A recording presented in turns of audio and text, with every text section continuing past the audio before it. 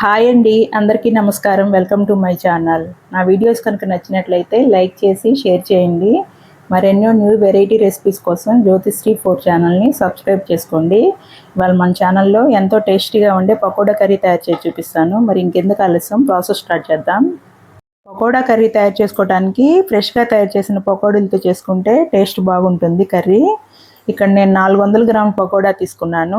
ఒక 5 టమోటాలని గ్రైండ్ చేసుకొని పక్కన పెట్టుకున్నాను. 2 ఆనియన్స్ కట్ చేసుకొని పెట్టుకున్నాను.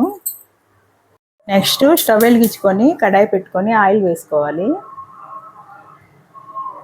ఆయిల్ వేడైనాక తిరగమాత గింజలు వేసుకోవాలి. తిరగమాత గింజలు వేగిన తర్వాత ఆనియన్ను కరివేపాకు వేసుకోవాలి.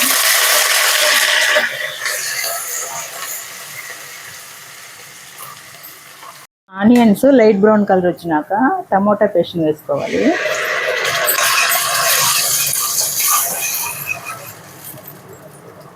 నెక్స్ట్ పకోడాని వేసుకొని మిక్స్ చేసుకోవాలి.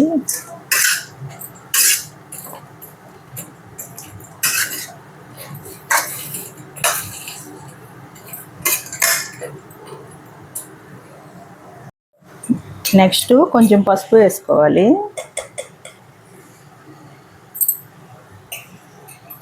సరిపడినంత కారం వేసుకొని మిక్స్ చేసుకోవాలి.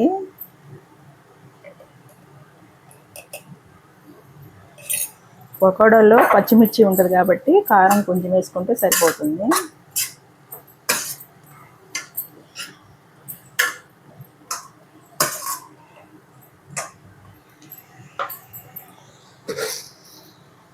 కొంచెం సాల్ట్ వేసుకోవాలి.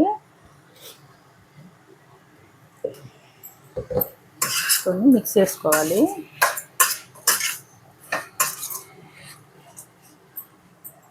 ఇలా బాగా మిక్స్ చేసిన తర్వాత కొంచెం వాటర్ వేసుకోవాలి.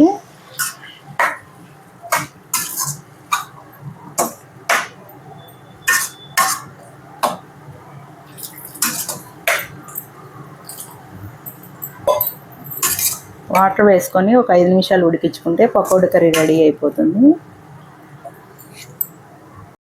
పకోడీ కర్రీ రెడీ అయిపోయింది. స్టవ్ ఆఫ్ చేసుకొని సర్వింగ్ బౌల్లో తీసుకుందాం.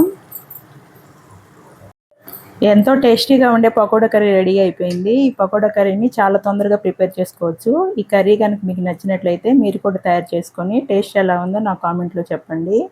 Thank you for watching.